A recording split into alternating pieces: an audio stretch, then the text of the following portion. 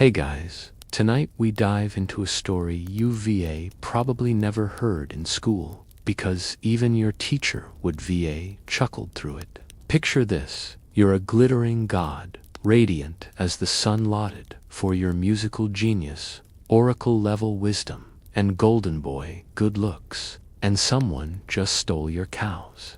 Yeah, cows. Not your bow, not your dignity, not your radiant chariot, just a bunch of mooing sacred livestock. You probably won't survive this embarrassment. So, before you get comfortable, take a moment to like the video and subscribe, but only if you genuinely enjoy what I do here. Drop a comment with your location and local time. I love seeing where and when you tuning in from.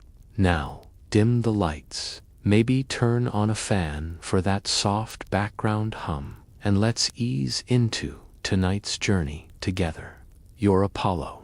Yes, the Apollo, slayer of Python, healer of plague, celestial archer, and patron of poetry. You've got temples in every corner of the ancient world, prayers whispered to your name at dawn, and let's be honest, even your hair has its own mythology.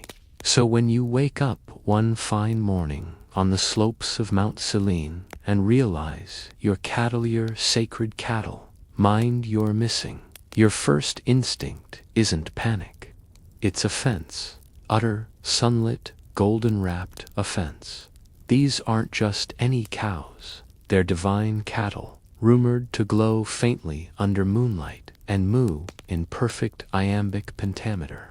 You rear them not just as livestock, but as status symbols, a sort of Olympian flex. The fact that anyone, had the audacity to touch them, let alone steal them, is like someone keying your chariot and leaving behind a rude haiku.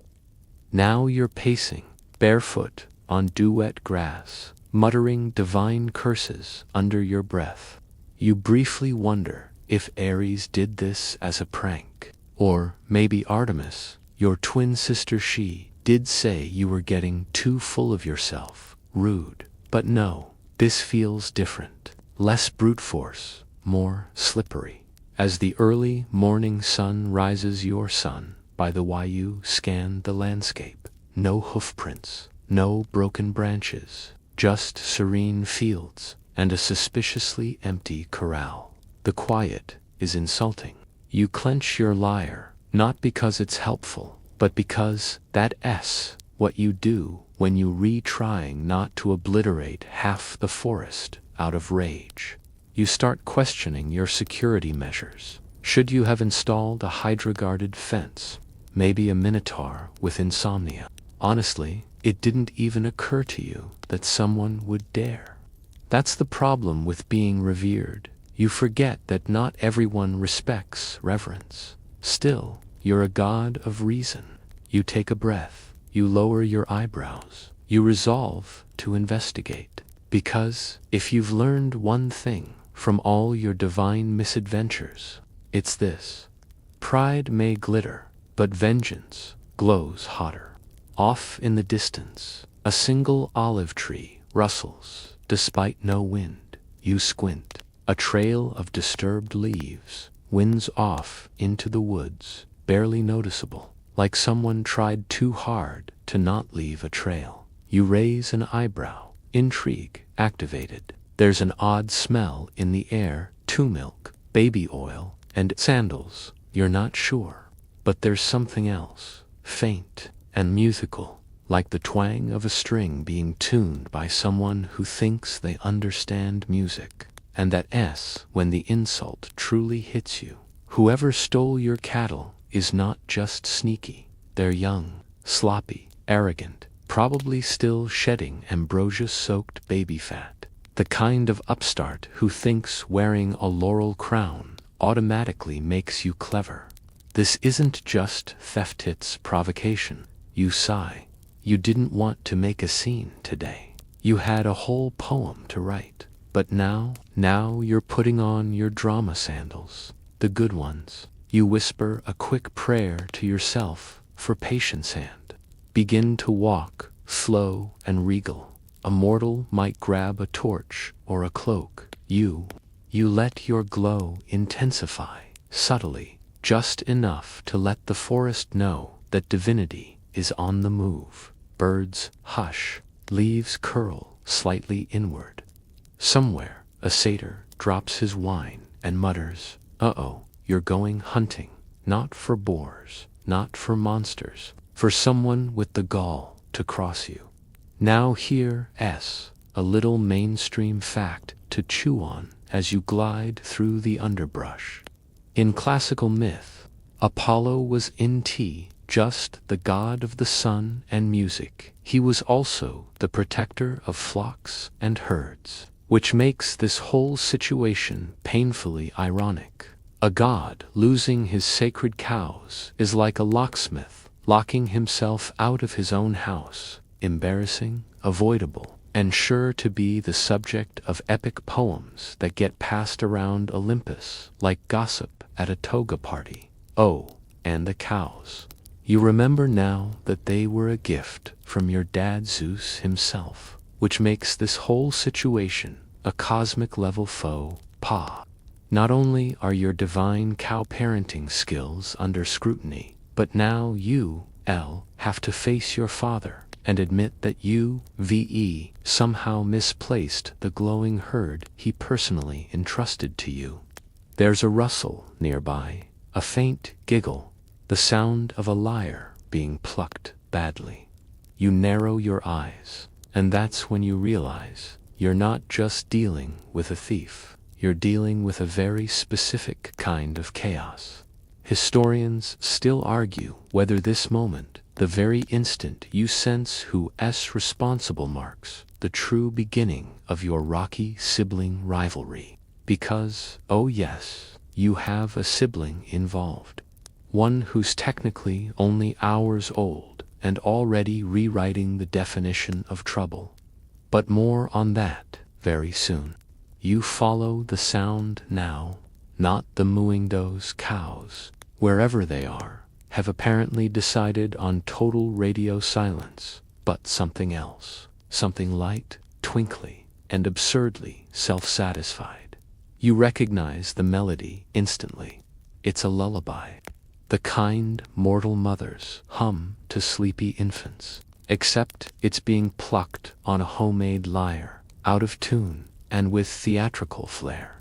You push past a fig tree, then a stubborn bush, and there he is. A baby. A literal baby. He's holding what looks like an old tortoise shell strung with cowgut, and he's gently tapping at it with his chubby fingers, producing a song so smug it might count as divine provocation. This is Hermes, your half-brother. Born yesterday. You stare. He yawns dramatically. Well, look who's glowing. He coos, not even pretending to be surprised. You blink. There's milk on his chin. He still smells like a delivery room. And yet there's something everything about him that sets off every internal siren you have. Not because he looks threatening. He doesn't. He looks like someone who should still be burping, but the grin. That grin says, I know exactly what I did, and you'll never prove it. You crouch. Where are my cattle? He blinks innocently. What cattle? Your jaw twitches. You about to unleash the full force of Olympian fury when something catches your eye. A hoofprint, small, half covered by leaves, and ... pointing the wrong way. You freeze. Hermes follows your gaze, then giggles. Weird how some animals walk backwards, huh? Nature's so quirky. You narrow your eyes. You know mischief when you see it. And this is weaponized mischief wrapped in baby fat. Here's a fun mainstream fact. In the Homeric hymn to Hermes, the baby god was said to have stolen Apollo's cattle on the day he went straight for grand theft bovine. And not just any theft, the most chaotic, elaborate, utterly unnecessary caper possible. You try to stay calm. You take a breath. I'm serious, Hermes. Return them, now. He looks up, blinking with the wide-eyed purity of a sleepy cherub. Brother, he says slowly, I am but a newborn, unsullied by the corruption of property ownership. You actually choke. You what? And what even is ownership, really? He adds, spinning the lyre lazily. Isn't it just a social construct enforced by divine egos, like yours? That's when you realize you are talking philosophy with a toddler. You lunge, he vanishes. Vanishing, by the way, is one of his unofficial hobbies.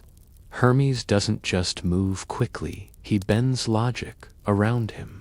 One blink and he's at the edge of the clearing, dancing like he's auditioning for a play called The Brat Who Outran a God. You give chase, because, of course you do. You're Apollo. You don't just let yourself get outwitted by an infant in winged booties. As you sprint after him, your feet thudding on soft earth, you notice more weird footprints. Hoofprints, again, but wrong. Some point sideways. Others zigzag. Some are literally upside down. And here's the fringe fact of the section. Scholars have long noted that Hermes' trick of making cows walk backward may symbolize time reversal, or even ancient ideas about deception traveling in reversa. Poetic way to say, even your past can be rewritten if the liar is good enough. You're not sure what's worse, the logic of it, or the fact that it's working. Hermes reappears, balancing on a rock. If I had taken the cows, wouldn't that mean I'm capable of planning, of responsibility, of divine forethought? But alas, I am merely a goo-goo baby. He even adds the hand motions, goo-goo. Historians still argue whether this moment, you mutter, is when I should have turned him into a pile of celery. You halfway through deciding whether to lasso him with your own sunbeam when you hear a sound that halts everything. Moo.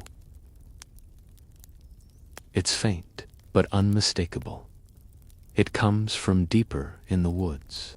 Hermes freezes, too just for a second, then grins. Well, that's odd, he says, pretending to look around. Sounds like someone left their cows unattended. Someone irresponsible. You glare. He shrugs. But hey, since we're here, want to see something cool?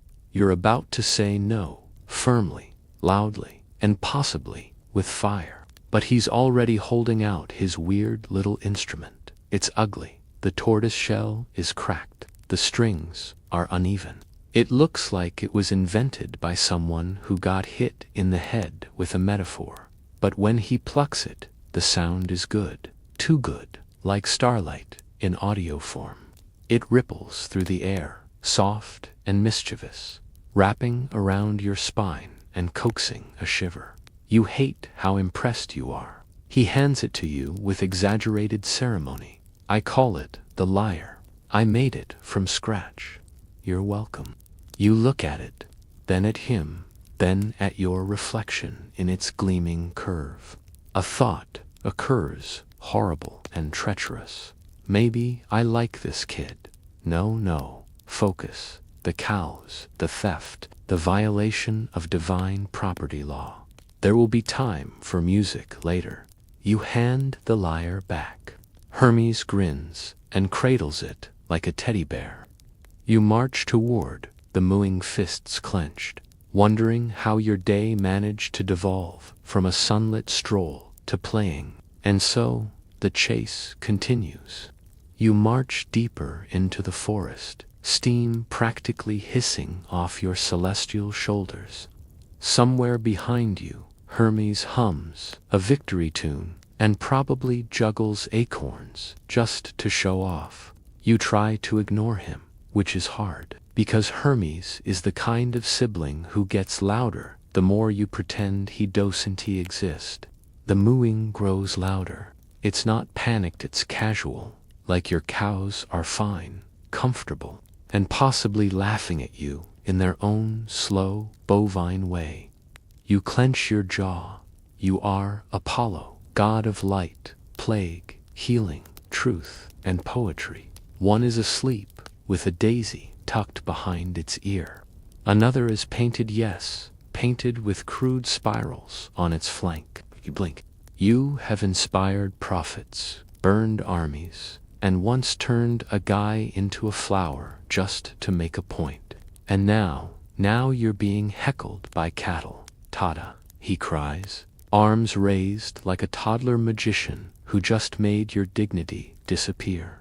The clearing opens. You step through a curtain of vines and there they are, your cows, all of them, tied loosely to trees with vines, lounging like pampered celebrities. Some are chewing lazily.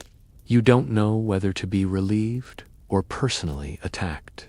And then, like a storm wrapped in glitter, Hermes somersaults into the clearing behind you. You consider zapping Hermes into a beetle. But then, new idea, a better one. You turn to him slowly, your voice like honey over hot coals. You whip around, you lied to me. They wander to your side as if magnetized to your righteous aura. Hermes watches, unbothered. You heard them. You say, if you want to keep your mischievous little lungs intact, you'll take these cows and march them back to the corral. He gasps. Me, a baby. How could I possibly lie? I haven't even learned what lying is yet. You found the herd. No one's bleeding. Nothing's been sacrificed to the underworld. So maybe you can go back to Olympus, report that everything's fine, and casually forget to mention that you got duped by a toddler in winged shoes. He's walking toward the cows now, scratching one behind the ears. Besides, you're not mad, right? You found them. No harm done. Then, pretending to trip, accidentally untethering cows, and accidentally on purpose, leading them into thorn bushes. Try to focus on the sacredness of it all. But it's hard when you've just spent your morning chasing cows through briars. Listening to your newborn brother sing "Moo, are my sunshine" in falsetto. In Homeric times, cattle were currency, so losing one even briefly was like misplacing a gold bar that moos. It's not hurting, it's interpretive dance with livestock. And you follow, arms crossed, watching as chaos unfolds, step by clumsy step. You glare. Okay, he concedes. Maybe a little harm to your reputation. You stare at him so hard, your eyelids go solar. But you also know something important now. It's over.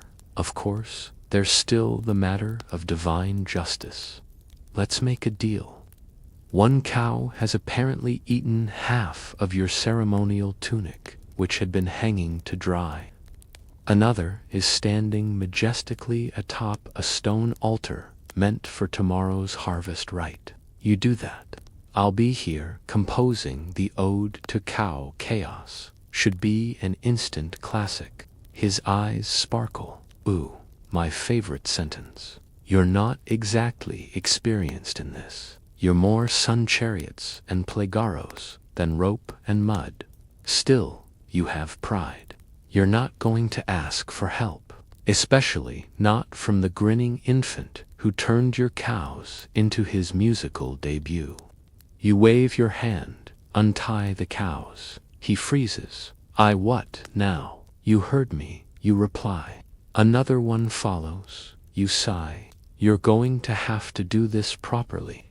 He even spent time in mortal disguise as a shepherd, serving King Admetus of Thessaly.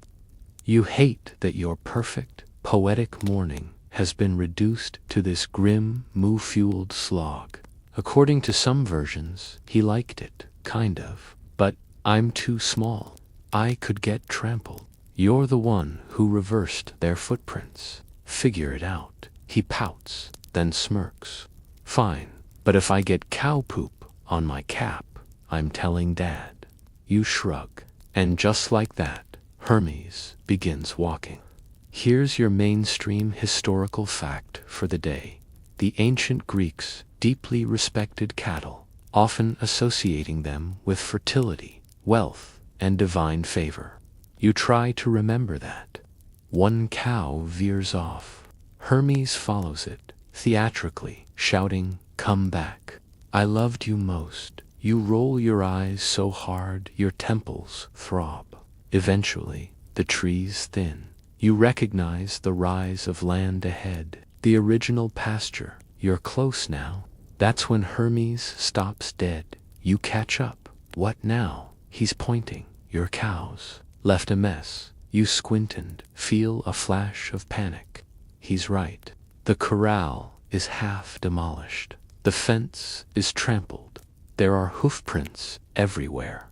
You exhale so slowly it almost hurts. Hermes looks at you. So, plan B. You answer through clenched teeth. I'll take it from here. He shrugs and sits in the grass, immediately pulling out the lyre again.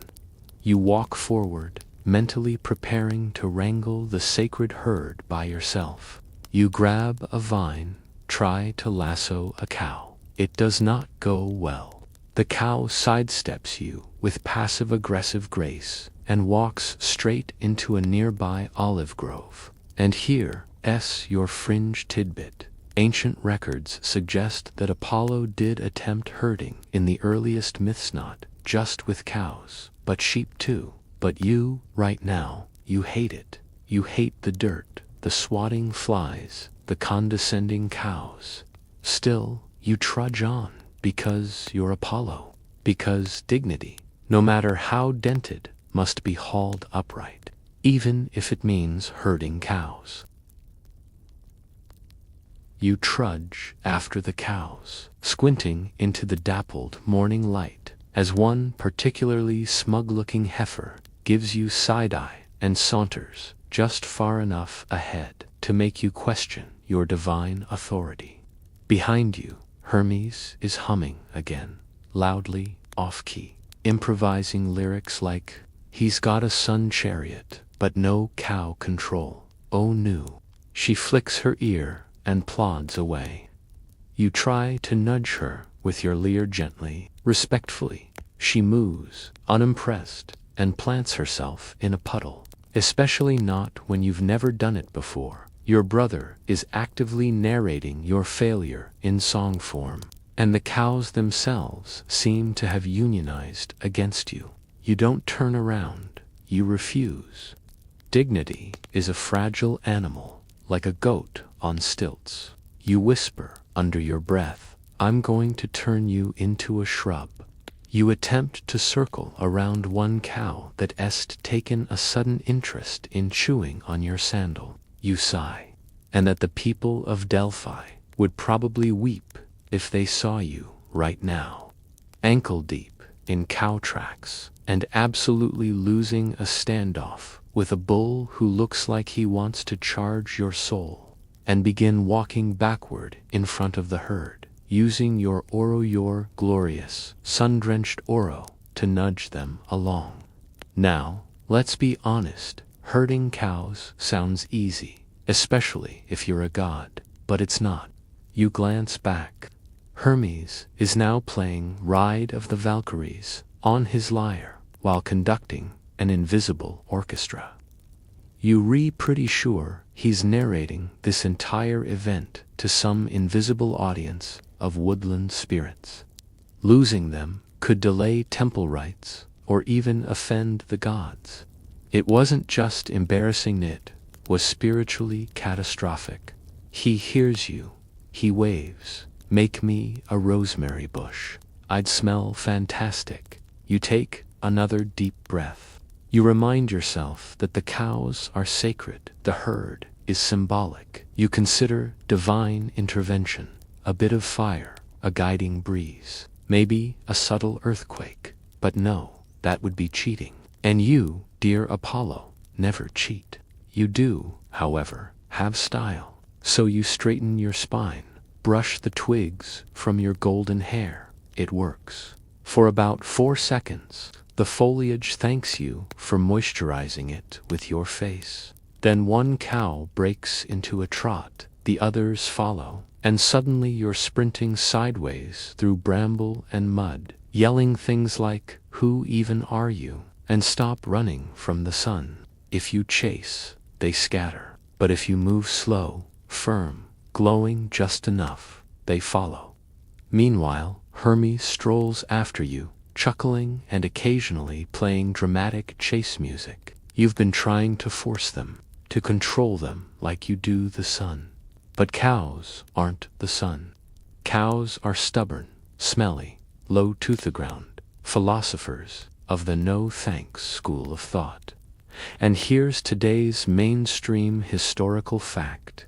In ancient Greek religion, cattle weren't just wealth, they were offerings, sacred, tied to rituals and feasts, which makes it extra humiliating when you finally lunge for a cow's tail, miss, and end up face first in a patch of thistles. Or maybe curiosity. Cows are weird like that. You groan. It's not flashy. It's not meant to impress. It's meant to calm. The cows stop. They look back. You swear one of them snorts in mockery. Hermes, naturally, claps. A truly heroic effort. Brother. You sit up, picking a leaf out of your teeth. I hate you. You lead them out of the grove, past the ruined corral, into a new clearing wide and soft with grass, kissed by sunlight and shaped like an amphitheater. It's not the original pasture, but it'll do. Mythos is meant to humble the God-teaching, even radiant divinity, a lesson in patience, or whether it's a parable about brotherhood, chaos, and the curious power of music to mend even the dumbest of divine messes. He gasps, mock-offended, "You wound me with words, and possibly thorns. You slowly stand. Your robes are ruined. Your pride is threadbare. But you've noticed something: these cows, ridiculous as they are, respond better to presence than pressure. A breeze moves through the grass like a whisper. You feel, not triumphant, but grounded. You exhale, so you change tactics. You begin to hum. It's a low, soothing melody, an old hymn from Delphi, one the priests used to chant during sacred offerings. And it works. The herd pauses, then begins to drift toward you, not fast, not neat, but with an odd sort of reverence. Hermes raises his eyebrows, impressed. Oho, using music on the cows. Very on brand. You nod, not breaking rhythm. The herd continues to move. Slowly, steadily, they settle. You stop humming. Silence, for once, holds. Hermes flops beside you, chewing on a wildflower like it's a snack. I gotta say, you're not entirely useless at this. You shake your head, exhausted. You're the worst brother in Olympus. Untrue. Ares exists. You can't argue with that. And here's your scholarly debate of the moment. Historians still argue whether this episode in Apollo. You look at Hermes. He's lying on his back now, trying to balance the lyre on his nose. Maybe it's both. You sit down, legs aching. The cows graze peacefully. And weirdly, you kind of needed that. Just don't tell anyone. The cows are finally still. That alone feels like a minor miracle, worthy of an altar, a feast, maybe even a short epic. You're sitting cross-legged in the grass now, letting your glowing aura fade a little. It's a tortoiseshell, still recognizable as such, with stretched cowgut for strings. The craftsmanship is questionable, but the sound. You're still Apollo, of course, but you're Apollo, slightly wilted, which is a rarer version the poets tend to leave out. Across the clearing, Hermes is fiddling with that odd little instrument again. A note lingers in the air like mist curling off a hot spring. He strums again. A gentle chord blooms between the trees, soft and magnetic. A total game changer. You tilt your head, not quite willing to compliment him out loud, but your curiosity wins out. I killed a tortoisestone T. Askand. I had some spare cowguts lying around. Also Dan T. Askand. The next thing I know, I'm inventing music. The sound is perfect and mischievous about this thing in Hermes' hands. Something that doesn't belong in a temple, but on a cliffside at dusk. Wild, earthy, mortal. He plucks a string. What is that, you ask, nodding toward the lyre. He grins. An accident, a masterpiece. He cradles it like it's a sleeping kitten. You raise an eyebrow. You invented music. You take it gently, weighing it in your hands. It's lighter than your usual lyre. You're absorbed now, plucking, pressing, coaxing. The lyre doesn't just respond it. Each note answers the one before it, shaping itself to your hands, your breath, your mood. Rougher. The strings are uneven, but when you touch them, he shrugs. I mean, I didn't invent sound, but I rearranged it into something fun. You forget you're furious, proud, sun-powered. You're just ... making music. With a stolen cowgut lyre and the brother who stole it all to begin with. You can't argue with that. You've been making music for centuries, chanting hymns, composing odes, playing your golden lyre, but there's something raw. You reach out. He pauses. You want to try it, he asks, mock suspicious. You nod. And if you're honest, it's more you than anything you've held in a while. He hands it over, slowly, like he's loaning out a part of himself, and later gifted it to Apollo as part of an apology for stealing his cattle. That single gesture forever linked Apollo with the Instrumentan Association, still echoed today in art and poetry. A soft hum escapes. You adjust your grip, strum. The note you play floats out into the clearing and seems to settle in the air, like it belongs there.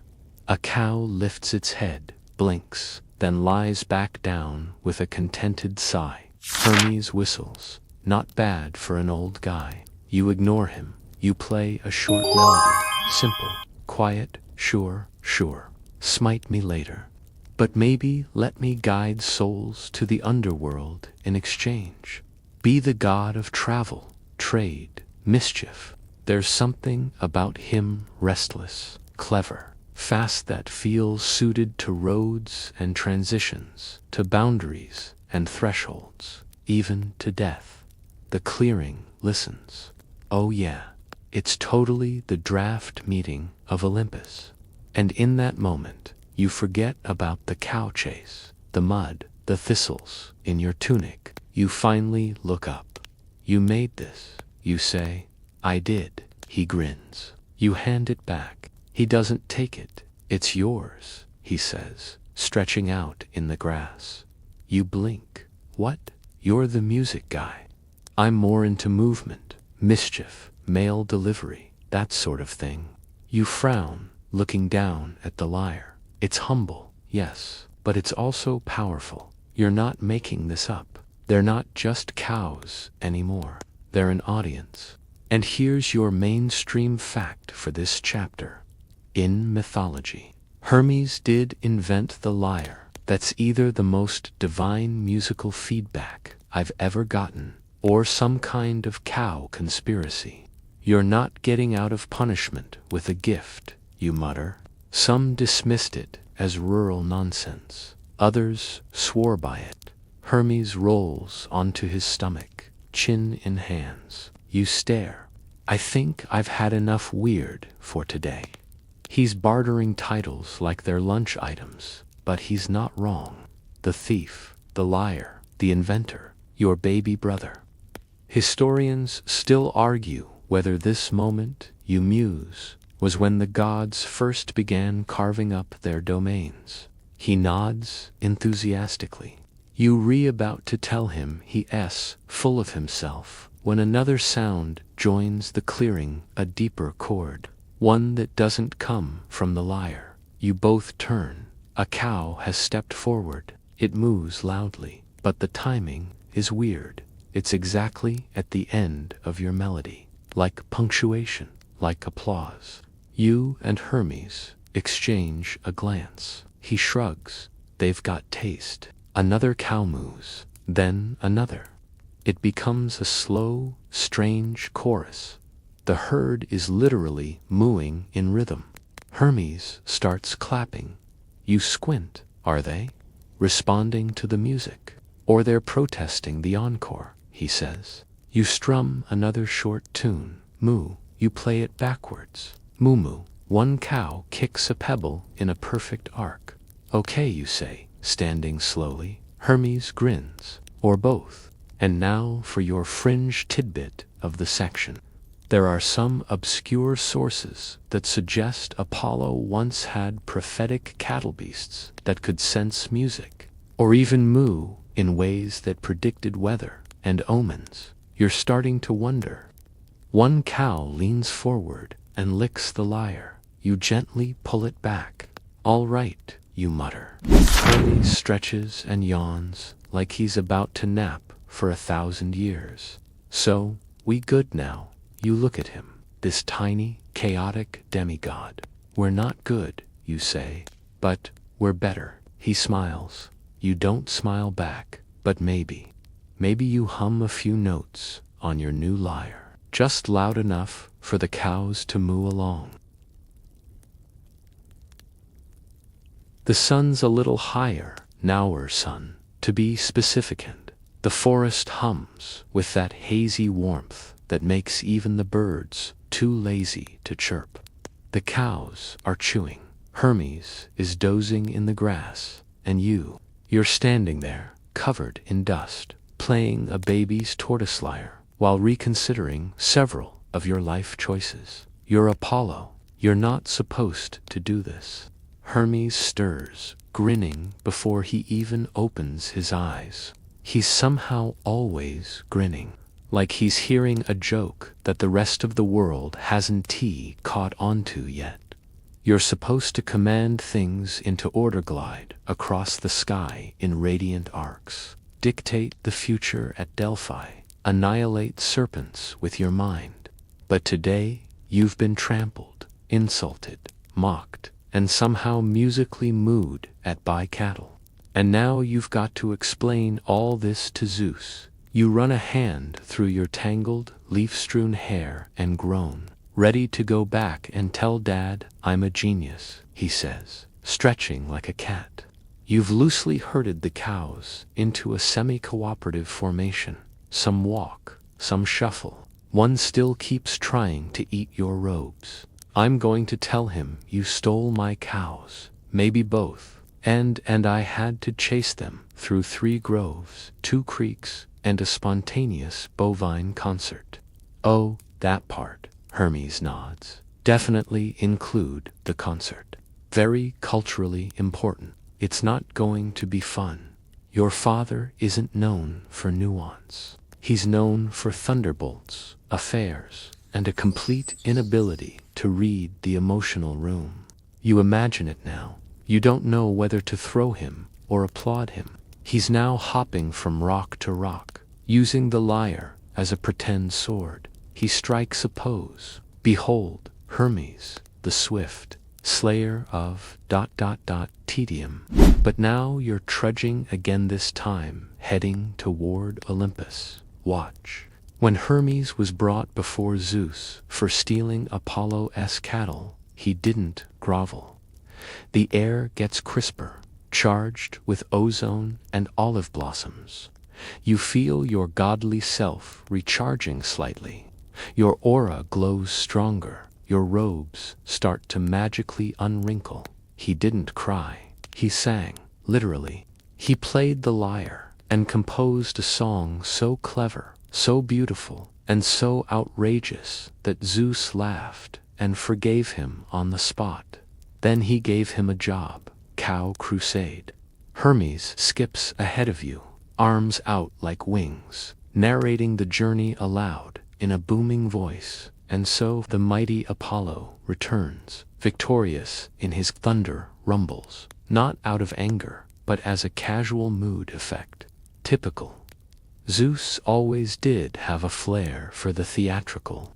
He pauses. Wait, no. That sounds like a dairy-based holy war. Let me try again. Sitting on his ridiculous throne of storm clouds and smugness. His beard looks recently fluffed. His toga is aggressively white. Just stop, you mutter. No promises. Learning humility. Instead, he gives Hermes a job. A big one. He makes him messenger of the gods. What? Officially. No trial, no lecture. Just promotion. As you walk, you try to compose the speech you'll have to give Zeus. Father, your newborn son committed divine cattle fraud. I handled it by ... Yeah. That'll go well. He rhymes hoofprint with truth sprint. He even impersonates you tripping into thorns, complete with sound effects. You glance at Hermes again. You sigh. You can't charm your way out of this one, you say. Some mythologists argue that Hermes' rise wasn't just luck or charm. It represented a shift in values, from rigid, divine order to clever, adaptive thinking. It was the beginning of the gods recognizing nuance over raw power. Oh, I absolutely can, he replies. Here's your mainstream mythological fact for this part. You're approaching the marble base of Olympus now, the path curling upward in switchbacks, but you're still mad. One tries to lick a column, another moo-hums a note from earlier. When you arrive at the summit, the doors to the great hall swing open, automatically dramatic as ever. He's there. You walk in, head high, dragging behind you a brother and roughly 40 confused cows. Zeus raises one eyebrow. So, something happened. You inhale deeply. Yes, Hermes stole my cattle. Hermes steps forward, bows way too low, and immediately launches into a melody. It's fast, bright, hilarious. He sings about golden cows, wandering feet, sibling bonds, and the deep existential mystery of whether cows enjoy music. Zeus laughs so hard he nearly drops his scepter. You cross your arms. This is not a comedy. It is now, Hermes says, doing a twirl. Zeus wipes a tear. Son, you've got nerve. I have range. Hermes corrects. And talent, Zeus adds. Hermes bows again, all yours. And then, somehow, it happens. Zeus doesn't punish him, not even a thunder flick. You stare. He's quick, Zeus shrugs. Can't teach that. He's a criminal. He's a professional now. This is your breaking point. You apologete, trampled, dirtied, mooed, at humiliated, and he walks away with a title, and your lyre. No, wait, you still have the lyre. He gave it to you. That's something. Hermes grins at you. See, told you I could charm my way out. You clench your fists, but you don't argue, because here's your scholarly debate of the day. You don't love it, but maybe, deep down, you get it. The cows are being led away, now finally. Servants guide them into the sacred stables. Hermes leans close to you, whispering, "Wanna know what I'm calling that whole performance?" You exhale, "What?" "The pasture suite in Muminor." You walk away before you say something unholy. Still, as the hall quiets and the gods disperse, and Zeus wipes the last tear of laughter from his eye, you look down at the lyre in your hand. It's flawed, odd, improvised, but it sings like truth, and that, you have to admit, is something worth keeping. You descend from Olympus slower than you climbed it, not out of exhaustion, though you are exhausted, but out of something worse. Reflection. The cows are no longer your problem. Hermes now has official duties, which means his pranks are about to go global. Zeus is somehow pleased with how things turned out, and you, well, you've got a strange little lyre made from a shell, some leftover cow parts, and a baby's sense of humor. You don't know how to feel. You, who control the sun, have been outwitted by someone who still occasionally forgets what fingers are for. The marble steps are warm beneath your feet, the wind gentle against your face, and the smell of laurel trees drifts up from the lower slopes. Everything's calm now, suspiciously calm, so naturally you're waiting for something to go wrong. Their silence is mercy. Their subtle smirks, however, are not. You pass through a cluster of nymphs who politely look away as if they haven't heard every moo, every frustrated shout, every undignified pratfall you've endured since sunrise. You nod at them with forced grace and keep walking. Hermes isn't with you. Zeus gave him a shiny new staff, 2 snakes entwined around a winged rod, which you pretty sure he's already using as a backscratcher, and sent him off to go test his speed. They're waiting for divine music, for healing hymns, for poetic wisdom that will melt hearts and clarify futures. His music wasn't just for entertainment. It was prophecy, healing, and discipline, harmony itself. But few nor like to remember that the first lyre came from a baby's mischief and a dead tortoise, and all you can think about is cow footprints, and how utterly impossible it is to stay mad at someone who giggles while stealing your livestock. You sit on a sun-warmed stone and strum the lyre, which means he's almost certainly causing an international incident as you walk. You grip the lyre a little tighter. Back in Delphi, the temple priests are preparing your next rites. You pause by a spring, letting the sound of trickling water dull your irritation. It hums to life, responsive and light. He's carrying something small, wrapped in cloth. He plops down next to you, dangling his legs off the stone. You play one of your old melodies, a hymn to Helios, and it sounds different now. Not worse, just earthier, less perfect, more alive. Like it remembers where it came from, like it knows it was born of chaos. And maybe so were you. Here's your mainstream myth fact of the moment. The lyre became Apollo's signature instrument. Entire cults and poetic traditions revolved around it. Actually decent. Too much praise, and I'll start thinking I'm better than you. You pluck another note. Not elaborate, just a few reeds bound with golden thread. It smells like honey and smoke. So I made this. It dances on the wind. Somewhere far off, a bird mimics the sound. You smile before you can stop yourself. You're about to stand when a breeze carries a familiar voice. Miss me. You close your eyes. Go away, you say flatly.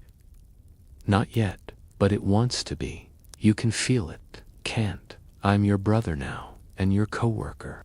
He also thinks turning into a swan is a reasonable dating strategy. Chaos and order, movement and stillness, like counterweights. And for the first time today, You don't feel like shoving him into a ravine.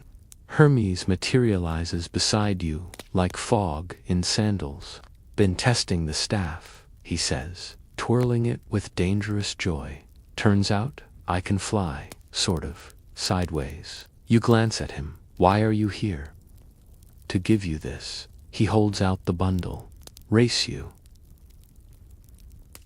But cows don't like orders. They like presence, patience. You hesitate, then take it. Inside is a flute. I figured, Hermes says, scratching his head. Since I gave you the lyre, I should have my own thing. You turn it in your hands. It's careful, he grins. You already do. He shrugs, unbothered. You look down at the flute again. It's not divine. You know, Hermes says quietly, Zeus thinks we're a good match. You scoff. Hermes snorts. Okay, yeah, bad example. You both sit in silence. The breeze stirs the olive leaves. Somewhere, a cow moos philosophically. Then Hermes says something that sticks. You weren't bad at it, you know, herding. You just tried to command them. You don't answer right away, but you're listening. Historians still argue. You say, almost to yourself, whether patience is a virtue of power or of restraint. Hermes nods. Maybe both. You look at him, this creature, who never slows down, never shuts up, never quite fits inside the lines. You hand back the flute. You keep this. It suits you. He beams. You rise, slinging the lyre over your shoulder. Come on, you say. Let's get back before the cows start philosophizing again. He hops up. No. He runs anyway. You sigh, but then you follow. Not to catch him. The road unwinds before you like a sunlit ribbon through fields of olive and grain. You follow it at your own pace, letting Hermes burn off some godly energy ahead of you. He's bounding over rocks, skipping in patterns that only make sense to him, and occasionally stopping to poke at bugs or shout riddles at passing birds. You, meanwhile, walk, gracefully, of course. Even tired, dust-covered, and emotionally bruised, you still walk like the god of the arts, every step measured, every movement deliberate. It's not vanity, it's ritual. Your rhythm is your power. The sun doesn't rush, neither do you. The lyre slung over your back hums softly with each step, the strings catching whispers of wind and brushing them into accidental notes. You don't mind. Music has always followed you, uninvited but welcome. Ahead, Hermes has stopped. The boy has a single sheep and a basket of figs, and he is staring at your brother like one might stare at a fire-breathing dolphin, enchanted but unsure whether to run. You catch up slowly, finding him crouched beside a small shepherd boy on the side of the path. Hermes grins. Hey, this kid thinks you're prettier than me. The boy gasps. I did not say that. You arch an eyebrow. You're not wrong. Hermes throws a twig at you. The boy laughs, thin, dusty, but well-fed. The boy introduces himself, callous son of no one particularly famous. He's never met a god before. You kneel down and inspect the boy's sheep. Do we always fight? He asks, innocently, looking between you and Hermes. Or we give away sacred instruments without permission. You consider this. No, you reply. Sometimes we perform passive-aggressive miracles instead. The fig tree beside you blooms. The boy's sheep sneezes, then immediately looks healthier. Hermes nods. The boy blinks. Is that why the cows were singing? You freeze. You heard that. Sweet, warm, a little messy. like life, like Hermes. Everybody heard that, he says. It was beautiful. Then someone fell in a bush. You watch as the two of them practice swirling it through the air. The snakes on the staff flicker, occasionally correcting his form. Word travels fast when you've got talking cows. You glare at Hermes. He shrugs. But there's something else now, a thread of weight beneath the nonsense. He doesn't just spin chaos, he spins connection. Here's your mainstream fact for this stretch of the journey.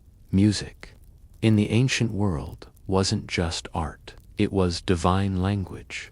Entire healing rituals in Delphi and Epidaurus used melody as medicine, rhythms to calm fever, notes to balance the humors, chants to align the soul with the cosmos. You reach for your lyre, strumming a soft chord, just to prove it. Merchants and even thieves prayed to him. The staff, called the caduceus, it didn't just represent speed or trade, it was peace. It could part crowds, calm storms, even stop death temporarily. His eyes go wide. Do it again. Hermes chuckles. You just gave his livestock a gloat.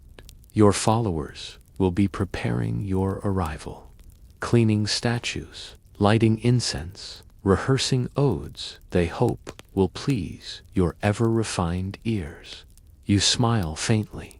Music doesn't ask for permission. It just does what it does. Callus offers you a fig. You take it, bite in. Others say it was guilt, disguised as generosity. A final camp believes it was Hermes, being Hermes giving away genius like it was spare change. Speaking of which, your brother is now teaching the boy how to spin his staff like a baton.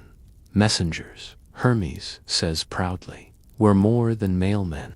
We're guides, voices, thread pull. You're barely house-trained, you mutter. But again, you don't stop him. And here's your fringe tidbit. Hermes was worshipped not just as a divine trickster, but as the psychopompha, guide of souls into the afterlife. You look at Hermes in a new light. He's still annoying, infuriating, really. You finish the fig.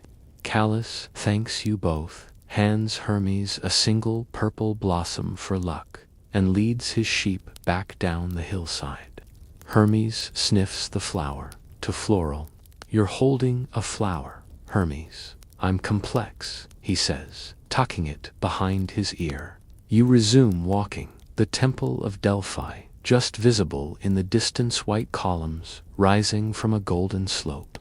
You wonder how they'd react if you showed up barefoot, with half a lyre and a lyre's worth of opinions. Think the cows miss me? Hermes asks, out of nowhere. You glance at him. They did moo in harmony. He nods. That's true love, right there. And here's your scholarly debate. Some scholars argue Hermes gave up the lyre because he knew Apollo would elevate it, make it immortal. Whatever the truth, the world remembers you as the god of music, not because you invented it, but because you made it divine. You reach the temple gates. Servants bow. Priests lower their eyes. The path is lined with olive leaves and petals. Try not to trip this time, Hermes whispers. You raise your chin, walk forward, and as your first chord echoes into the marble, you notice something. The cows are not mooing, they're humming. The petals crunch faintly under your feet as you enter the sanctuary of Delphi. It's cleaner than you remember. Someone's been overenthusiastic, with the laurel sweeping. The priests are standing in disciplined rows, robes perfectly folded, expressions caught between awe and terror. Good, you like that. You walk with grace, measured and radiant, the sun coiling gently through your hair, as if it remembers that you are its master. The lyre rests on your back, humming with potential. Music trails you like incense. Hermes, of course, ruins the moment. He enters 3 paces behind you, making airplane noises with his mouth and doing exaggerated finger guns at the priests. No one knows what an airplane is, but somehow they all understand the vibe. Behave, you murmur over your shoulder. Define behave, he replies, skipping past a confused-looking acolyte and casually petting a ceremonial goat. The chorus falters as you raise your hand. Silence falls like a velvet curtain. You pause in the center of the courtyard, surrounded by marble columns and rising chants. It's time to play, not for vengeance, not for glory, but because the lyre wants to be played. And your hand still scraped from cow wrangling are the only ones who can. You bring it forward, a breath, then your fingers strike the strings. The sound that follows isn't just music. The second climbs, bright and sharp, and then you let the melody carry itself, born not from planning but instinct. The lyre tells the story of the stolen cows, the muddied gods, the upside-down footprints, and the laughter in the thorns. Its memory. The first note is low and warm like stepping into sunlight after rain, and instead of shame, there's joy. Every priest stares, mouth slightly open. The goats stop chewing. The doves on the roof coo in harmony. Temples displayed golden replicas. Poets invoked your name before every performance. Even Socrates, centuries later, would claim that music began with you, not truly. They claimed the music always retained a bit of Hermes' chaos, that no matter how divine your fingers, there was always a trickster echo behind the chords. Hermes watches, surprisingly quiet. He knows this isn't about him anymore. It's about transformation. Your transformation. You weren't always the god of music. Before the lyre, your domain was prophecy, medicine, sunlight, vengeance, all sharp things, clean lines, divine authority. The animals lift their heads as you approach. One moves softly. You sit in the grass, ignoring the robes you're wrinkling, and play again, this time just for them. But now there's something else, something rougher, more mortal, and somehow stronger. Here's your mainstream mythological anchor. From that day forward, the lyre became a central part of Apollo's identity, from rigid order to balanced chaos, from eternal truths to lived moments, from perfection to play.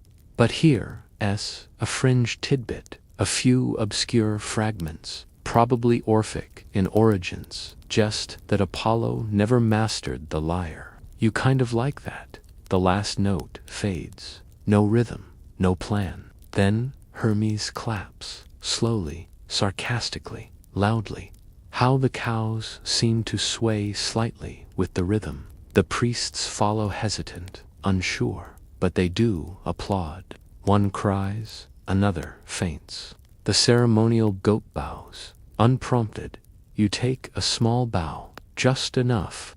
Then you turn, quietly walk out of the temple and down the side stairs to the olive grove, where the cows are grazing peacefully under the watchful eye of 2 terrified junior acolytes. Hermes joins you.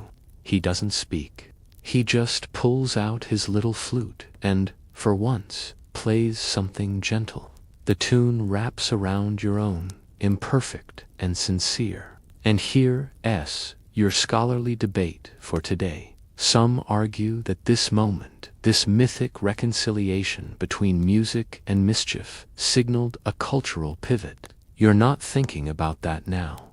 You're thinking about how the breeze, and how Hermes, for once, isn't talking. You glance at him. Hermes pockets the flute. He looks like he might bolt off any second, but for now, he stays. He grins. You're just being. You roll your eyes, but you smile, too. And then, in a low voice, almost lost beneath the music, you ask, "Why did you steal them?" He shrugs, "Because you had them." You frown. That's not a reason. It is when you're 2 hours old and bored, you pluck a dissonant chord. That's not an excuse either. I was curious, he admits after a pause. About you, about how far you'd go, about what you'd do. You turn that over in your mind. Curiosity, you say? That's dangerous. He nods, sows sunlight. The song winds down. The cows lie down. Even the olive trees seem to settle into their roots. You set the lyre beside you, the strings still humming faintly. You lean back on your hands, letting the warmth seep into your skin.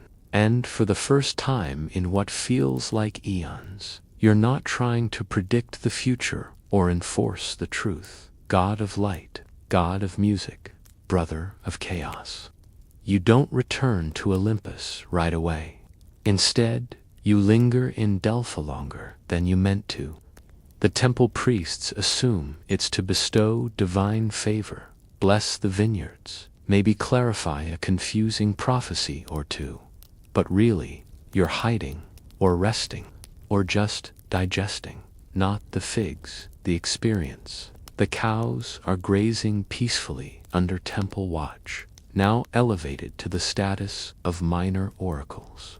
People claim they moo in response to prayers. One supposedly predicted rain. Another sat on a politician's scroll and thereby changed the entire direction of a city-state's laws. You've stopped trying to control the narrative. That's Hermes' job now. Instead, you spend your days walking among the columns, playing your lyre for small audiences, and letting the sound soak into the marble. The acoustics in Delphi are excellent. Tevin, the goats, know that. And the more you play, the more you realize something strange. It holds moods, questions, that sly, unmistakable echo of your brother's original mischief still lingers in every note. And somehow, that makes your music fuller, more honest. This isn't just an instrument, it's a conversation. Each string carries more than music. Like your titles, God of prophecy, light, medicine are shuffling themselves to make room for something new, something more human. A few pilgrims gather nearby, quiet, respectful. They don't ask for miracles. You sit one afternoon beneath the sacred laurel, the sun angling just right to cast golden halos through the leaves. Just music, so you play. And as you do, something in you shifts. Not visibly, not even emotionally. It's subtler than that. Like the earth adjusting slightly beneath your feet. A priest later calls it the day the god came closer. You don't correct him. Did you come to cause trouble? Or, then he tosses something your way. And here, your mainstream fact for this pause in the story. Delphi remained the spiritual center of Greece for centuries, largely because of its association with you. Pilgrims came from across the known world to consult your oracle, not just for political guidance, but for meaning. They believed your voice came through the Pythia, but sometimes you wonder if they heard your lyre more clearly and didn't immediately smite them. She's shocked.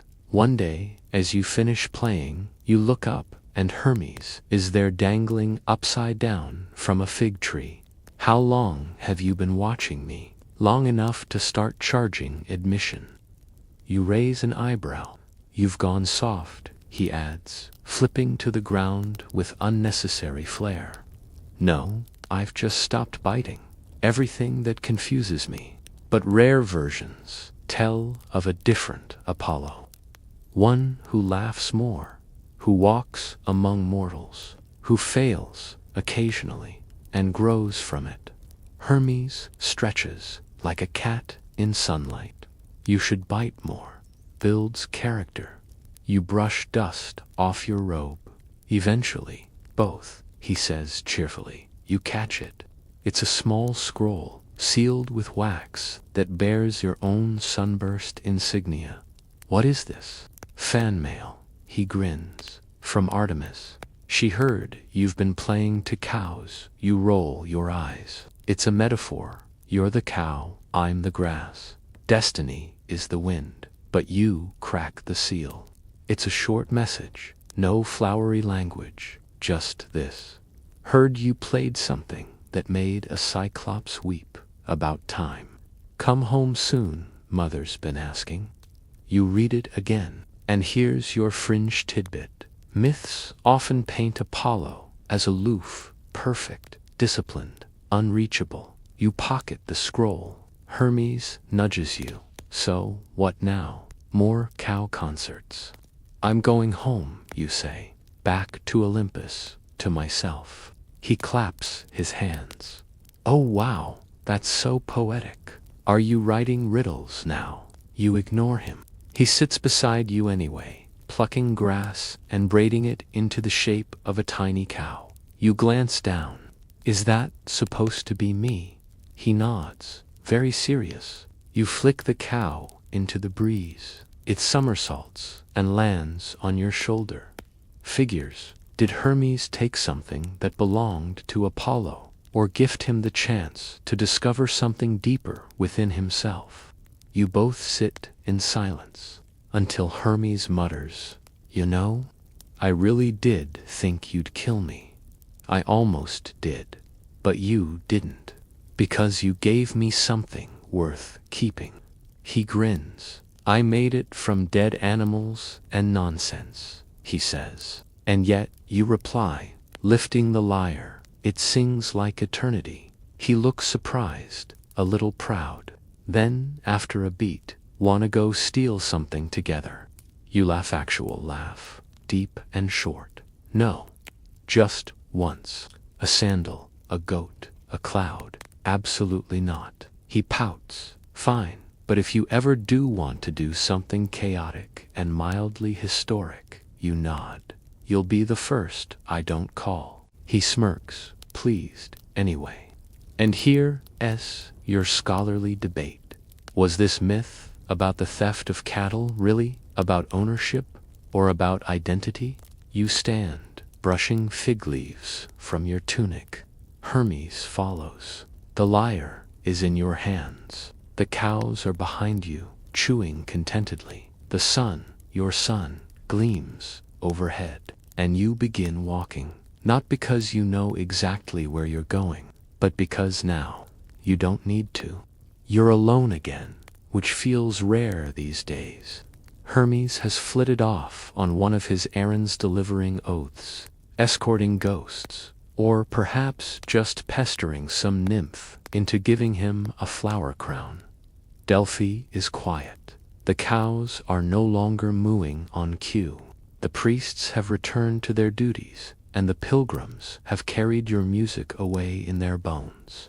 You're walking a mountain path now, narrow, quiet, the air thinner. Laurel and thyme crackle under your feet. No destination, just motion. There's something meditative about moving through the world without being summoned, without an oracle to tend or a prayer to answer. The notes are almost accidental, like thoughts sneaking out of your body before you can filter them. You realize, suddenly, that you're composing, not for an audience, not for glory, just for you. Just you and the sun, which shadows your every step like a faithful twin. You hum softly, fingers trailing over the lyre strings. Olive groves stretch in rippling silver green, and small villages dot the hills like scattered marbles. You sit, dangling your feet into the nothingness. You laugh out loud when the tune takes an unexpected leap upward. It sounds exactly like Hermes falling into a bush. The melody tells the story of the past few days: mud, thorns, theft, reconciliation. Not trained, not forced, just responding. You didn't command them, You were simply there, present, patient. You pause at a ledge that opens to a sweeping view of the valley below. It was believed to shape the soul, influence the cosmos, and even heal the body. There's mention of Apollo speaking with the earth beasts, not with words, but with sound. Not a command, but a shared language. Some scholars argue this suggests early traditions saw Apollo as more accessible. Others dismiss it as rural fantasy. Pythagoras taught that music followed mathematical laws aligned with the order of the universe. Your lyre wasn't just an instrument, it was a symbol of harmony, of balance between chaos and cosmos, a response, a silence, and you play, not a hymn, not a rite, just music. Here's your mainstream historical anchor. In ancient Greece, music was more than entertainment. You strike a dissonant chord, then let it resolve, slowly. You've learned something unexpected from your brother. Sometimes imperfection is the point. The rawness, the surprise, the way a wrong note can make the right one matter more. You think of that moment, the cows circling, mooing in uncanny harmony. Her robes are plain, her feet dusty. She's carrying a bundle wrapped in linen clutched to her chest like it's something sacred. She gasps softly, recognizing you not by crown or robe, but by stillness. Mortals always do. Hermes was right. That's all they wanted. Maybe that's what people want, too. And now your fringe tidbit. In rare fragments of pastoral hymns found near Arcadia, you aren't sure anymore. You play again. A phrase. It reached our village. My brother, he hasn't spoken in a year. Then he heard a traveler playing. They said the sound was sunlight. You're not teaching, not performing, just listening. And then, without warning, the wind shifts. You smell rain, though the sky is cloudless. You rise, slowly, looking west. The one you used to hum as a child, before the Delphic robes, before the oracles, before the laurels and the golden crown. There, just above the horizon, the air seems to shimmer, not with heat, with presence, something approaching. You squint. It's not Hermes, not this time. It's a mortal. A girl no older than 16, climbing the same path you've just wandered. You step aside as she nears. She kneels. You shake your head. No need. Her eyes brim. I've walked 2 days. I heard your music in the wind. She unwraps the bundle. Inside is a flute, cracked, worn. Could you touch it? She asks. Bless it, so I can learn what he heard. You take it gently. It's not a special instrument, nothing magical, but it matters to her. You lift it to your lips, and you play. A simple tune. The tune of someone trying to understand the world. She listens with wide eyes, hands trembling. When you finish, she doesn't speak. She just knows it's changed, and maybe she has too. You hand it back. Tell your brother, you say, to keep listening. She nods, tears bright on her cheeks. Then she leaves, barefoot and whole, and you remain at the ledge. Hermes would have made a joke, probably something involving goats. But you just watch the girl descend, flute in hand, a new melody forming beneath her footsteps, and you realize something strange and quietly terrifying. That silly little lyre, it made you better. You dream of cows. This wouldn't be notable, except you're a god, and your dreams usually involve fire-breathing snakes or someone sacrificing the wrong part of a goat. But lately, it's cows, always cows, mooing, strumming lyres with their hooves, one of them definitely wearing your laurel crown. You wake up in a grove just outside Thebes, lying beneath a fig tree with your cloak bundled under your head. The sun is already climbing. A few bees hum nearby.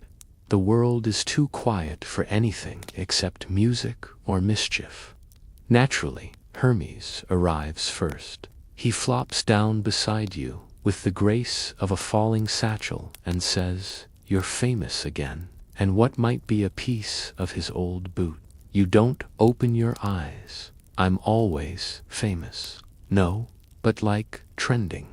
Apparently, some shepherd just built a tiny shrine to you using twigs, cow bones. You groan. Please tell me it doesn't moo.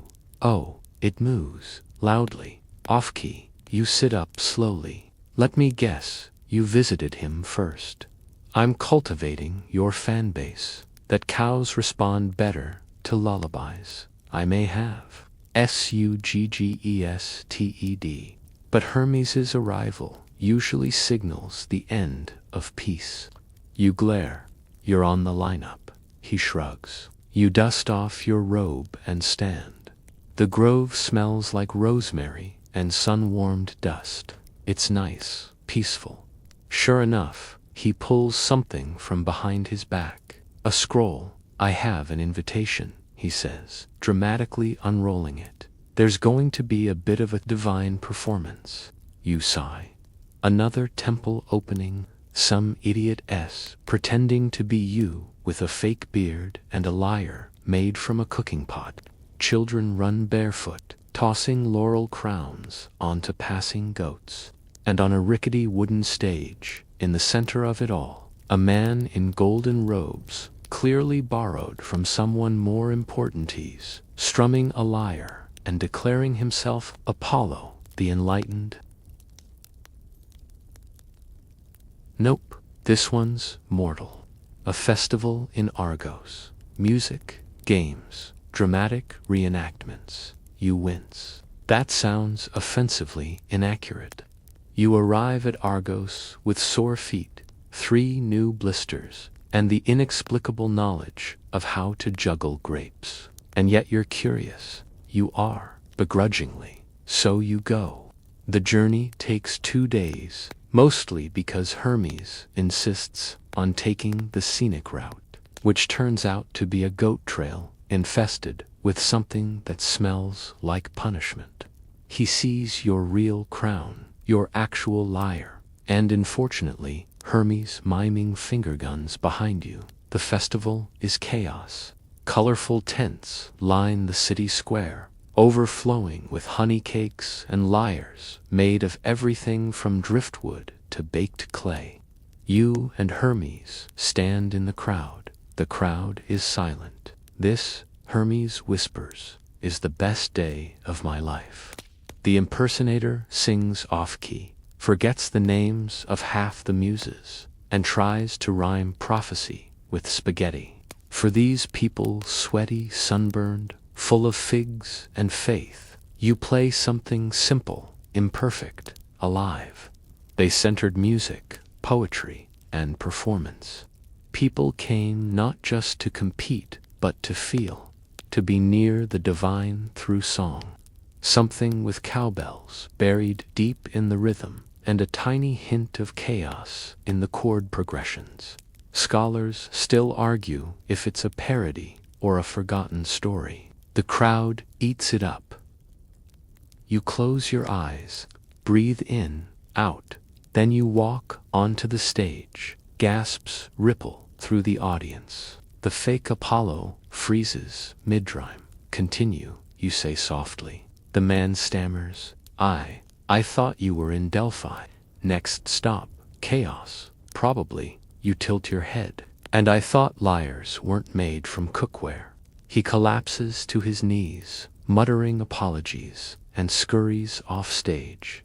You step to the front. You don't give a speech. You don't summon fire or call down light. You simply play. And this time, you do it for them. Not for temples, not for Olympus. Here, your mainstream myth anchor. Festivals in honor of Apollo, like the Carnia or the Pythian Games, were not just athletic.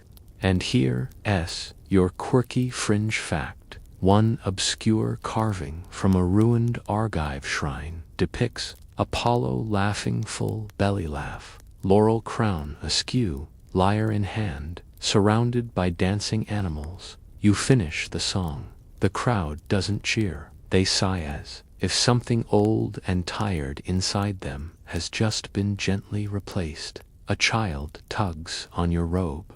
Was that really you? She asks. You kneel.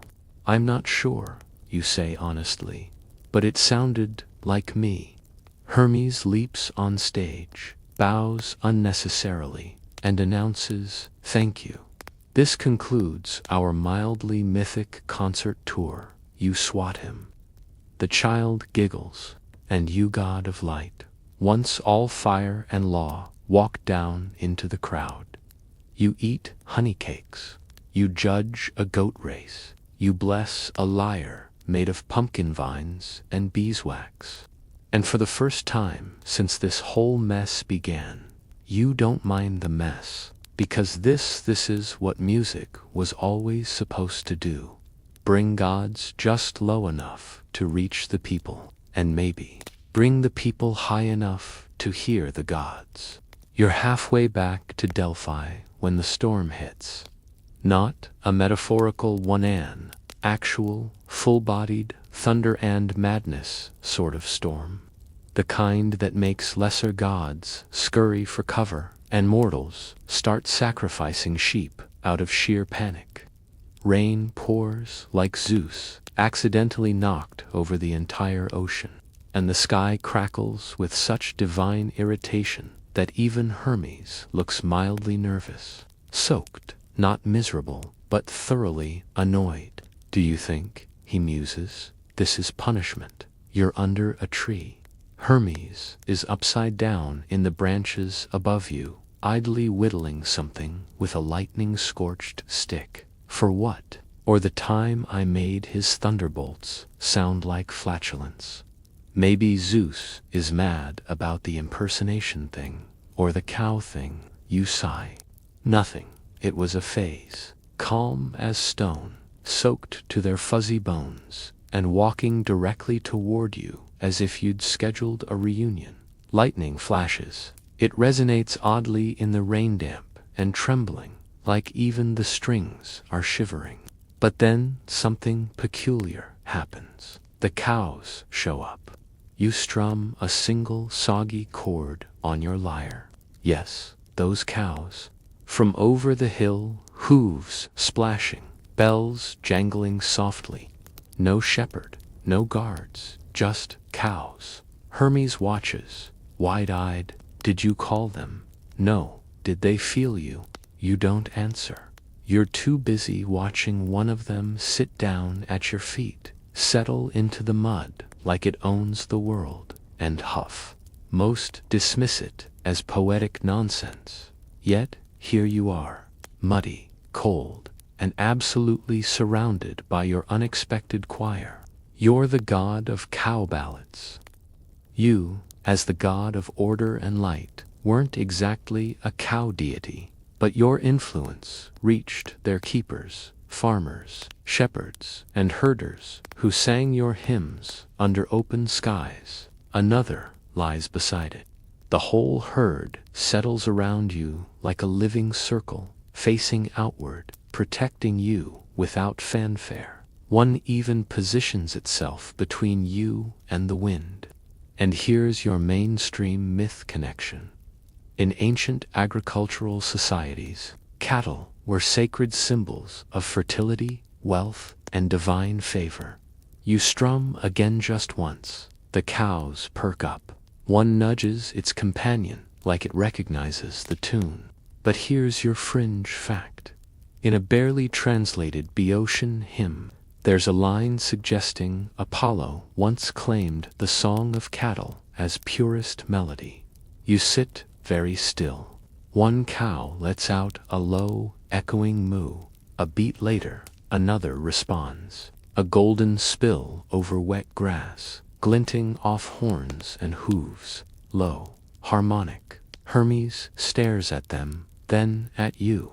You're not just the god of music anymore, he says. Don't of muddy musanadas. Stop. He leans in with a grin of pastoral poetics and bovine basslines. Others think it's about the futility of control, that the gods, like mortals, must bend to chaos occasionally to stay whole. You flick a droplet of rainwater at him. He slips from the tree with an exaggerated yelp and lands in a puddle. You glance skyward. The rain is starting to ease, and there it is, sunlight threading through the storm clouds, like someone opening the blinds of Olympus just a crack. Hermes, dripping and amused, offers a tentative flute harmony. You strum again, softer, 3 notes, a phrase, a question. The cows respond. It's absurd, it's magical, and it's yours. Here's your scholarly debate for this muddy miracle. Some believe the Apollo-Hermes myth is about the transfer of culture from wild improvisation to refined composition. You ever wonder if we read just characters in someone's overly symbolic bedtime story? No moo, no drama, just ... purpose. But you're not thinking about that. You're composing. There, in the mud, with your brother sitting in a puddle and your cows gently mooing in rhythm. And what emerges isn't grand or perfect. It's not the kind of song they'll carve into marble, but it feels alive. The herd closes in slightly, forming a warm semicircle of audience. You nod, he joins in, and together you perform the Moo Symphony in mud major. No one hears it but the cows and the gods. But it's your best piece yet. And when the final note fades, the rain stops completely. The cows, without instruction, stand and begin to walk away back over the hill toward wherever divine cows spend their evenings. Hermes watches them go. You think they'll come back? Probably, you say. They seem to know where I live. He lies back in the grass. You glance at him. All the time. He smirks. Good. Then let's at least make the symbols interesting. You look at the lyre, at the flute, at the muddy footprints left behind, and you realize you've stopped caring how others define you. Sun god, musician, cow whisperer. You're all of it now. You pick up the lyre and walk on. The road winds downward now, toward a low valley with a glimmering river and a scattering of sleepy homes. You don't recognize the place, not by name. You don't ask why. You've learned not to. But something about it feels familiar, like an old song you've only ever half heard, playing in the back of your mind. Hermes is behind you, throwing pebbles at trees and trying to get them to fall in a specific order, barely more than a cluster of clay-roofed homes and one worn central square. As you arrive, no one bows, no one gasps, no one seems to realize who you are. You pause at the edge of the square, listening. The tale is about a god who was tricked by his younger brother into chasing a herd of cows all the way into the underworld. Your robes are still streaked with dried mud. Your hair smells vaguely of cow, and your lyre well. The lyre hasn't left your side in days. The children laugh, shrieking with delight. The old man grins. No mention of your name. No mention of his. It hums occasionally, unprompted, like it has its own inner monologue, and occasionally wants to be part of yours. The village ahead is small, modest. It's oddly nice. A group of children is clustered around an old man on a stool, who is telling a story with wild hand gestures. Myths weren't frozen in marble, they shifted, depending on who told them. Every region had its version. Every bard added their own twist. You, Apollo, were sometimes radiant and wise, other times wrathful and petty. The people made you theirs. You arch a brow. Hermes, beside you, starts snickering. You sit, pull out your lyre. In the story, the god trips, falls in the mud, and is rescued by a talking turtle who teaches him humility through interpretive dance. You lean against a wall and listen to the entire tale, and here's your mainstream myth anchor. Oral storytelling was the lifeblood of ancient Greece. They claimed he wandered never resting long, that music wasn't his dominion, but his companion, that the lyre wasn't sacred because of who held it, but because it always sought new hands to teach. The story ends with the god offering the turtle a golden crown, which the turtle politely declines in favor of a quiet life with rhythm. Hermes does too, now holding 3 figs, a tambourine, and a wreath he insists was given freely, not stolen. You don't ask, you smile, and can't find his sandals tomorrow. The old man looks up and meets your gaze. He squints, his mouth opens just slightly. You press a finger to your lips. He nods, no need to make it a thing. One child plays a full scale by accident. Hermes, meanwhile, has snuck over to the children and is teaching them a game that suspiciously involves mild theft and extensive giggling. You let it happen. You walk a little farther, find a bench under a fig tree that seems to grow in every mortal village like it's part of your personal mythos now, and begin to play again. Not loudly, not with flourish, just ... softly. A tune for the tree and the dust and the echoing sound of laughter behind you. Or did mortals shape that version out of need, someone high, untouchable, perfect? Was it always supposed to be this way instead? God and people, song and mistake, laughter and bad rhymes, and music in the dirt. And here's your fringe tidbit. One minor cult in Thessaly believed that Apollo didn't live on Olympus. Not really. You think about handing it off just for a moment, but not yet. The children gather around eventually. You begin to play a tune with no words, but Hermes starts singing anyway, making up lyrics that rhyme Apollo with swallow, hollow. The kids are in stitches. You're not even mad, not really. The music is better, for it messier, warmer. Someone brings bread, someone else brings wine. The lyre passes between hands. Bad notes, good notes. The sun dips low. And here's your scholarly debate. Was Apollo ever meant to be distant?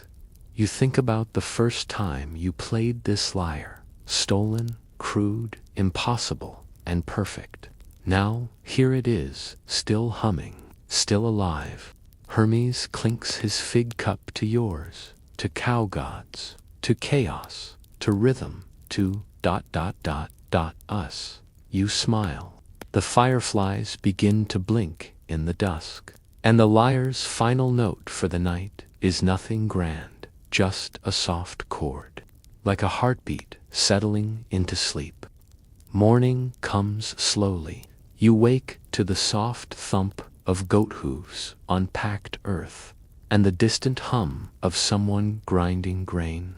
The sky is pink with sleep, and the village is still wrapped in dreams. You're still on the bench beneath the fig tree, the lyre resting in your lap, its strings quiet and loose with dew. Hermes is curled at the base of the tree like a lazy house cat, clutching a half-eaten fig and mumbling something about cow taxes in his sleep. You watch the sun rise. It's always been yours, the sun, the clean gold light of order and clarity. But now, for the first time, you notice its gentleness. Not the blinding noon radiance, the soft edge of dawn, when everything is possible and nothing's quite awake yet. Stretching, yawning, carrying baskets or brushing sleep from children's hair. Not the melody, perhaps, but the feeling, like the echo of something they've always known but never had words for. They pause when they hear you not, startled, just still. You stretch fingers, testing the lyre's voice. It's different this morning, quieter, a little mournful, like it knows the story's nearly done. You play anyway, a slow, steady rhythm, not triumphant, not tragic, just true. As you do, villagers begin to stir. One by one, they recognize the music. A boy with a scraped knee sits beside you, mimicking your hand movements on an invisible lyre. We really should end every night like that. A woman sets down a loaf of bread as if to say thank you without interrupting. You nod once, then let the final chord linger in the air until it fades. But music grounded him, drew him back to the now. No inscription, no explanation. In temples, in hymns, in every mortal voice that dared to sing. Hermes, now awake and pretending he wasn't snoring moments earlier, stands and claps once. It's morning, exactly, full circle, like it was waiting for you to grow into it. You sling the lyre over your back. It fits better now. The road calls again. You don't know where it leads. You don't need to. Now you're simply walking it with the rhythm of your own feet. You've walked it muddy, radiant, mocked, and adored. And now, one step, one note, one moment at a time. And here's your final mainstream myth connection. Apollo, god of prophecy, always saw ahead, saw too much sometimes. And here's your last fringe tidbit. An old coin once found in Crete bore no image of your chariot or your laurel crown, only a cow and a single lyre string. Just ... Historians still argue what it meant, but maybe you know, because now you understand that this journey wasn't about cows or chaos. It wasn't about losing or winning. It wasn't even about music. It was about change, about the humility of not knowing everything, about the courage to look foolish, about finding yourself somewhere in the mud, beside a brother you wanted to strangle, but learned to sing with instead. Hermes tosses you an apple. You catch it without thinking. Where to now? He asks. You look at the road, at the rising sun, at the echo of music still dancing between olive trees. Anywhere you walk, he follows. And the world, in its mess and wonder, unfolds ahead of you like an unfinished song. The music is fading now. The lyre's strings grow soft, their echoes dissolving gently into the hush of early dusk. You're back beneath the fig tree, but this time there's no need to play. The cows are far away. The laughter has passed. Even Hermes, that eternal motion, is quiet now somewhere nearby, perhaps watching the stars begin to blink awake. Just listen. The air is warm, still, and golden. It smells faintly of laurel and sun-baked grass. You shift slightly, letting the last weight of the day sink down into the earth. The memories come slowly, not as a flood, but as a tide. A lyre built from a dead turtle, footprints reversed in the mud. A song so perfect it made a child believe again. A village, a goat race, a symphony of mooing. Each one drifts through your mind and fades like petals on a stream. The song never really ends. It just changes tempo, softens, lingers. You don't need to hold onto them tightly. They're part of you now. And as your breathing slows and the sky deepens into indigo, you realize that the story is over. Yes, but the song. So let that final note carry you gently into sleep. No thunder, no prophecy, just music and rest. Good night. End of script. Sweet dreams.